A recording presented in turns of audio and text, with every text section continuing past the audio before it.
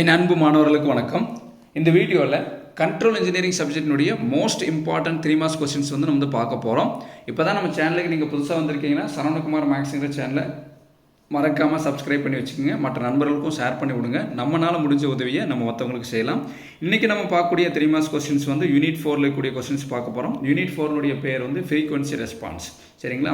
இது எல்லாமே செமஸ்டர் எக்ஸாமில் கேட்டக்கூடிய கொஸ்டின்ஸ் தான் உங்களுக்கு நான் கொடுத்துருக்கிறேன். ஒவ்வொரு கொஸ்டின்ஸுடைய எண்டிங்லையும் எந்த வருஷம் கேட்டிருக்காங்கன்னு சொல்லி மென்ஷன் பண்ணியிருக்கேன்.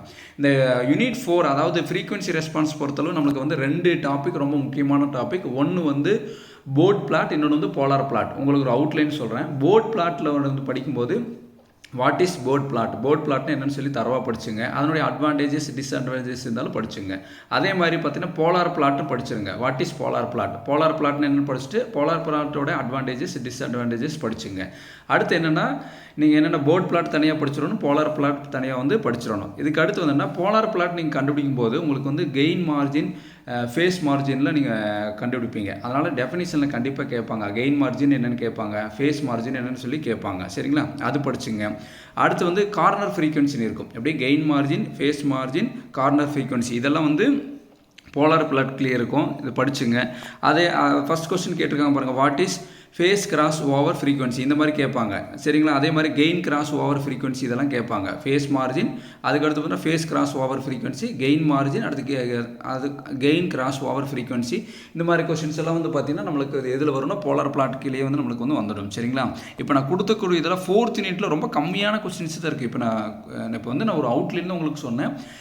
எல்லா கொஸ்டினுமே இம்பார்ட்டன்ட் தான். இங்கே கொடுத்துருக்கேன் பார்த்தீங்களா? இங்கே கொடுத்துருக்குறது அத்தனை கொஸ்டினும் இம்பார்ட்டன்ட் கொஸ்டின் தான். தரோவாக படிங்க, எதையும் மிஸ் பண்ணிட வேண்டாம். ஆக்சுவலி 4th யூனிட்டில் ரொம்ப கம்மியான கொஸ்டின்ஸ் தான் இருக்கும். சரிங்களா? நல்லா தரோவாக படிங்க. ஸ்க்ரீன்ஷாட் எடுத்துகிட்டு நீங்கள் பாட்டுக்கு படிக்க ஆரம்பிங்க. இதில் வந்து என்னென்னா கொஸ்டின் நம்பர் 19 பாருங்களேன். ட்ரா த போலார் பிளாட்னு கேட்டிருக்காங்களே. இந்த மாதிரி கொடுத்துருந்தாங்கன்னா ஃபஸ்ட்டு டைப்பு ஆர்டர் கண்டுபிடிச்சிட்டு நம்ம என்னென்னா இந்த கொடுத்தக்கூடிய கொஸ்டினுக்கு வந்து சம்க்கு வந்து நம்ம போலார் பிளாட்டை வந்து வரைஞ்சி காமிக்கணும். நம்ம ரஃபாக வந்து வரையும் பார்த்தீங்களா, எங்கே ஸ்டார்ட் பண்ணி எங்கே முடிக்கணுங்கிறது இருக்குல்ல. நம்ம அதை வந்து என்ன போலார் பிளாட் இந்த மாதிரி சம்ஸ் வந்து நம்மளுக்கு கேட்பாங்க. பாருங்கள் கொஸ்டின் நம்பர் 22, 23, 24லாம் பாருங்கள் என்ன கேட்டிருக்காங்க பாருங்கள். அந்த போலார் பிளாட்டை வந்து நம்மளுக்கு வந்து வரைய சொல்லி கேட்டிருக்காங்க. கண்டிப்பாக இந்த மாதிரி கொஸ்டின்ஸ் வந்து 3 மார்க்ஸ் கொஸ்டின்ஸ் வந்து கேட்பாங்க. அதனால் இதை மிஸ் பண்ணாமல் வந்து தரவாக படிச்சுங்க. டெக்ஸ்ட் புக்கில் எக்ஸாம்பிள் ப்ராப்ளத்தில் இது இருக்கும், நோட் பண்ணி வச்சுங்க. சரிங்களா?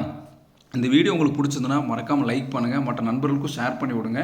நம்மளால் முடிஞ்ச உதவியை நம்ம மற்றவங்களுக்கு வந்து செய்யலாம். இப்போ